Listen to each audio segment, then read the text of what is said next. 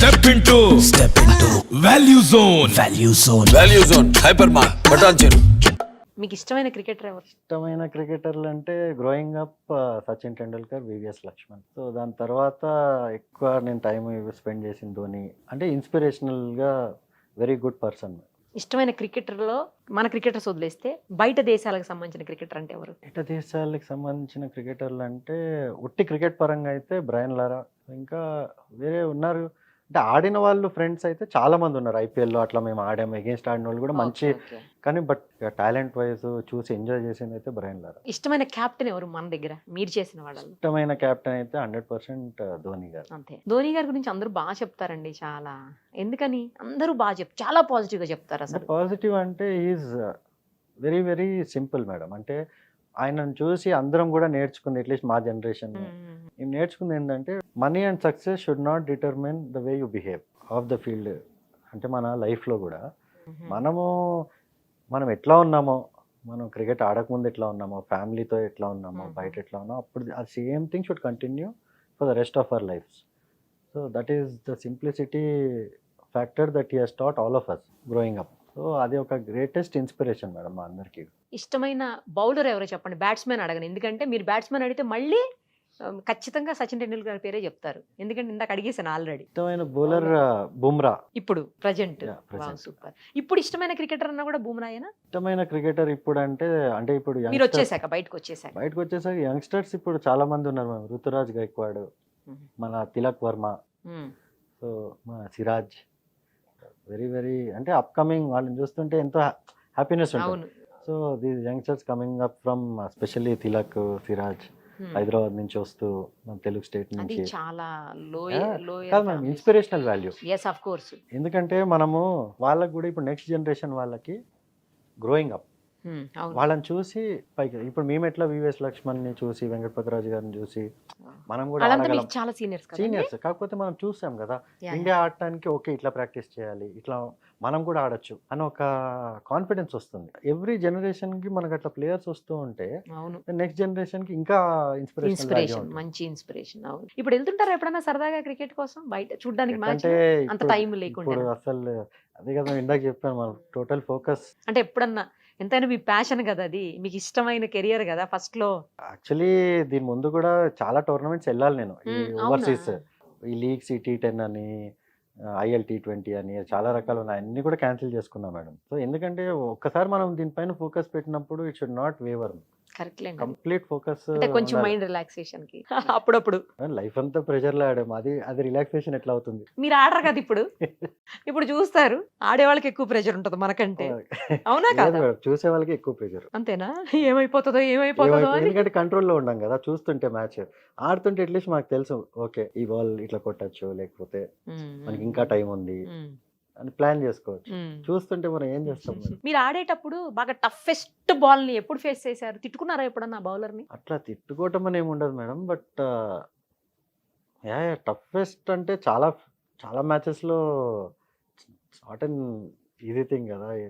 Lot of tough phases, tough bowlers, specially బాగా గుర్తుండిపోయే toughest bowler అంటే ఆఫ్ లేట్ అంటే ఫ్యూ ఇయర్స్ కొద్దిగా Bumrah was very very tough.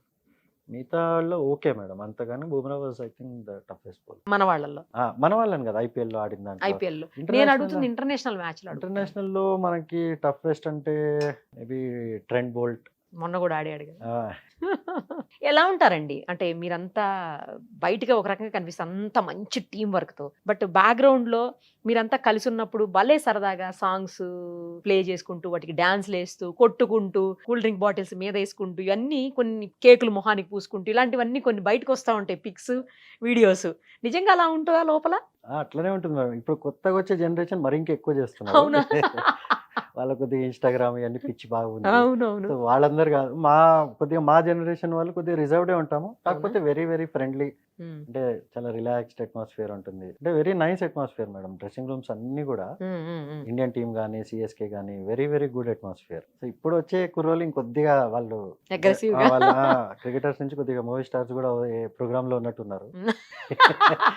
So అవన్నీ మా వరకు అయితే అవన్నీ లేవు. ఇప్పుడు నెక్స్ట్ గోయింగ్ ఫార్వర్డ్ ఏమవుతుందో చూసుకోవాలి. కొట్టుకునే వాళ్ళు ఎప్పుడైనా డ్రెస్సింగ్ రూమ్ లో? లేదు మేడం, అంతే. డ్రెస్సింగ్ రూమ్ లో అట్లా ఏమి ఉండదు. మీరు ఒకసారి హైదరాబాద్ లో మ్యాచ్ జరిగేటప్పుడు ఫుడ్ తీసుకొచ్చారంట, మీరు ఇంటి నుంచి ఫుడ్ తీసుకొచ్చారట. ఆ తీసుకొచ్చినప్పుడు ఆ ఫుడ్ ని లోపలికి పోలీసులు అలౌ చేయకపోతే సెక్యూరిటీ వాళ్ళు, ధోని గారే స్వయంగా బయటకు వచ్చి మరి మీ ఫుడ్ ని తిని ఎంజాయ్ చేసి వెళ్ళారంట. క్రికెటర్స్ అందరూ వచ్చారు బయటికి, ధోని గారు ఎస్పెషల్ ఆయన కూడా బయటకు వచ్చి మరి ఆ ఫుడ్ తిని వెళ్ళారంట. అది ఏమైందంటే మేడం, నేను యాక్చువల్లీ అప్పుడు ముంబై ఇండియన్స్ ఆడుతున్నా.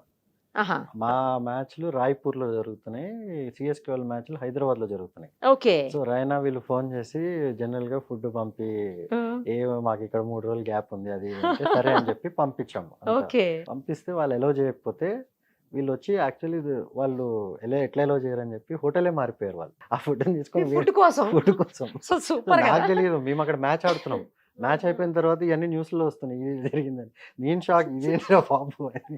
నేను ఫోన్ చేస్తే మా వాళ్ళందరూ చెప్తున్నారు ఇంత పెద్ద డ్రామా అయింది అని. అరే, ఎందుకు అలో చేయలేదు ఫుడ్? అది ఏమో మేడం, మా హోటల్ వాళ్ళు ఎందుకు చేయలేదో మరి. హోటలే మార్పించేశారు మీ ఫుడ్ తోటి అయితే. నేను కాదు కదా మేడం. మీ ఫుడ్ తో అన్న అందుకే.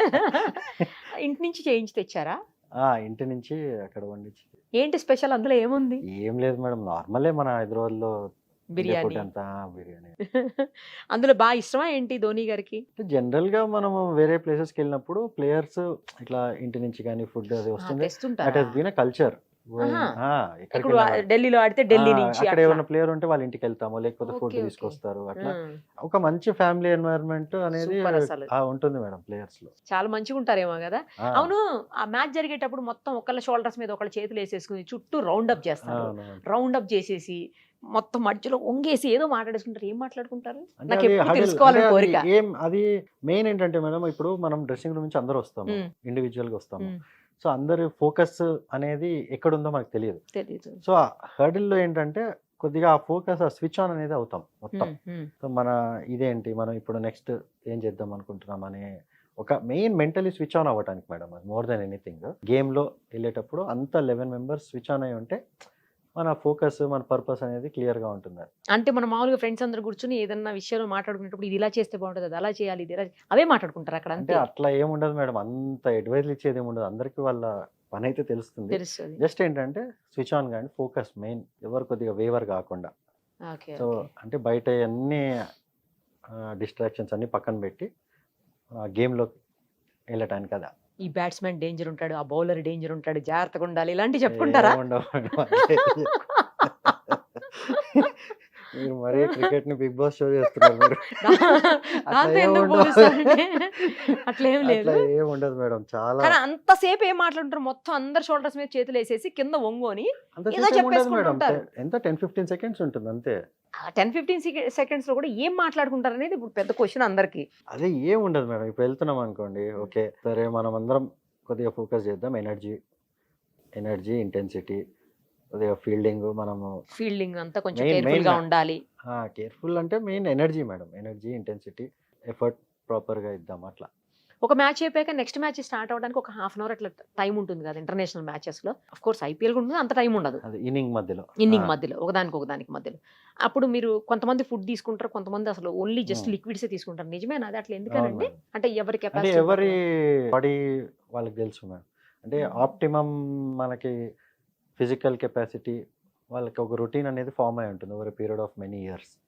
సో అది ఎవరి వాళ్ళది ఇండివిజువల్గా they take care of it. కొన్నిసార్లు ఇంటర్నేషనల్ మ్యాచెస్ లో చూస్తున్నప్పుడు గొడవలు పడుతుంటారు, మన వాళ్ళు తిట్టడము, వాళ్ళు ఏవో సైకిల్ చేయటము, బ్యాట్ పెట్టి చూపించడం, ఇట్లా చాలా సార్లు. మన కోహ్లీ గారు అయితే ఎక్కువ సార్లు అవుతుంటాయి ఆయన ఉన్నప్పుడు అయితే, అని చాలా అగ్రెసివ్ ఉంటారా? అంత అట్లా ఏం లేదు మేడం, అంత అంటే గ్రౌండ్ లేదో కొద్దిగా అట్లా ఉంటారు కానీ బయట అట్లా ఏమి ఉండదు. అక్కడేనండి మ్యాచ్ దగ్గర అడుగుతుంది. మ్యాచ్ దగ్గర అట్లా ఏమి ఉండదు madam. It is just that ఆ కొద్దిగా ఇంటెన్సిటీ, అంటే మనం కంపీట్ చేస్తున్నాం కదా, ఆబ్వియస్లీ ఆ బాడీ లాంగ్వేజ్ అనేది కొద్దిగా అగ్రెసివ్గా, కొంతమందికి అట్లా ఇష్టం, కొంతమంది కామ్గా, వేరే వాడు ఏమన్నా కూడా మనం రియాక్ట్ కాకుండా అట్లా కూడా ఉండటం చాలా మంది ఉంటారు. అంటే వాళ్ళ బెస్ట్ ఎట్లా వస్తుంది బయట. కానీ ఇప్పుడు కోహ్లీకి ఏంటంటే అగ్రెసివ్గా లేకపోతే బెస్ట్ రాదు. సో మెయిన్ తన బెస్ట్ బయటికి తీసుకురావడానికి తను కొద్దిగా అట్లా పంప్డప్గా ఉంటాడు. ఇప్పుడు ధోని గారు ఉన్నారు అనుకోండి, ఆయన ఎంత కామ్గా ఉంటే అంత ఆయన బెస్ట్ బయటకు వస్తుంది. అట్లా ఎవ్రీ ప్లేయర్కి డిఫరెంట్ ఇది ఉంటుంది. అక్కడ అంపైర్లు ఎందుకండి అసలు నోరే మెదపరు? వాళ్ళకి ఇన్స్ట్రక్షన్స్ ఉంటాయా? అంటే అంపైర్లు అంటే బేసికలీ ఇట్లాంటి cricket traditional is gentlemen's game madam. Umpires general game మాట్లాడరు. అస్సలు మాట్లాడరు కదా. అట్లా అన్లెస్ మనము ఏమన్నా అక్కడ ప్రాబ్లం అవుతుంటే అడిగితే లేకపోతే మనం తప్ప. అడిగితే అంతే తప్ప umpire generally don't interfere that much. అంటే ఇవన్నీ ఇంటర్నేషనల్ మ్యాచెస్ లో చూస్తాం కదా, చిన్న చిన్న డౌట్లు అనమాట. అవన్నీ క్లారిఫై చేశారు ఇప్పుడు. తర్వాత ఇప్పుడు పొలిటికల్కి వస్తే మీకు బాగా ఇష్టమైనటువంటి పొలిటికల్ లీడరు నాకు అన్ని చోట్ల చెప్పండి. సెంట్రల్లో ఎవరో చెప్పండి, తెలంగాణలో ఎవరో చెప్పండి, అలాగే ఆంధ్రాలో ఎవరో చెప్పండి. మెయిన్ మా ఫ్యామిలీలో మా ఫాదర్ మాకు చెప్పింది అదంతా వైఎస్ఆర్ గారి గురించి మేడం. నాన్నగారు ఏం చేసేవాళ్ళండి? Father was a government employee madam, state archives లో. Still working? లేదండి, ఇప్పుడు రిటైర్ అయిపోయారు. రిటైర్ అయిపోయారు. ఓకే. కాకపోతే ఆయన చేసే మంచి పనులు అవన్నీ మాకు చెప్తూ I grown up listening to all that. ఇప్పుడు మనకి అంటే వెరీ వెరీ ఇన్స్పిరేషనల్గా జగన్ గారు what is doing I seen first hand. So ఎవరో నాకు ఏదో చెప్పి నా మైండ్ ఏదో మార్చి నా బిలీఫ్ మార్చాలంటే అది జరగదు మేడం. ఎందుకంటే ఐ సీన్ గ్రౌండ్లో ఆ రిజల్ట్స్ నేను చూశాను కాబట్టి వేరే వాళ్ళు నాకు ఏది చెప్పినా కానీ నేను మారను. I I stand by him and I stand by him not because of anything, because of I believe in his vision for the state. It has got nothing to do with politics. I believe in his vision for the state ముందుకు 10 years down the line. ఇప్పుడు మన కూర్చుని మాట్లాడే వాళ్ళందరూ కూడా 10 years down the line ఆయన చేసిన మంచి పనులు ఏం జరిగినాయి అనేది అప్పుడు గుర్తుపెట్టుకుంటారు. అప్పుడు అందరికీ తెలుస్తాయి, కళ్ళు తెరుచుకుంటాయి. మీరు చూడండి. So I know what path he's taking and I totally support him in that vision. ఆంధ్రాలో చెప్పారు, తెలంగాణలో చెప్పారు. తెలంగాణలో డెఫినెట్గా ఐ లవ్డ్ మన కాళేశ్వరం ప్రాజెక్ట్. ఎందుకంటే మా సిద్దిపేటలో నా సొంత భూమి. మాకు చెట్లకి నీళ్ళు ఇవ్వడానికి కూడా నీళ్ళు ఉండేవి కాదు. Within a matter of 2 years it has completely transform. So I really like the way ఆయన మొత్తం ఎట్లయితే తెలంగాణ డెవలప్మెంట్ జరిగిందో ఆ విధంగా I truly admired his work. సెంట్రల్లో ఆ టైంలో పాత టైంలో అంటే I use to really like Vajpayee garu. Because even being from BJP he was such a secular person. He use to talk the truth out. చాలాసార్లు use to criticise his own party people. ఏదైనా తప్పు జరిగిందా, ఏమైనా చేసినా. So he was the first person. మీకు if you remember or not, I don't know, ₹1 ఇండియాలో ఖర్చు పెడితే ఒక మనిషికి 10 పైసలు వెళ్ళేదంట. అట్లాంటి స్టేజ్ నుంచి ఈరోజు జగన్మోహన్ రెడ్డి గారు రూపాయి ఖర్చు పెడితే రూపాయి వెళ్తుంది. మన ఇండియా గవర్నెన్స్లో that is the biggest success, victory. అవన్నీ అంటే ఎప్పటి నుంచో పాలిటిక్స్ ఫాలో అవుతూ I studied all these governments నేను చూశాను.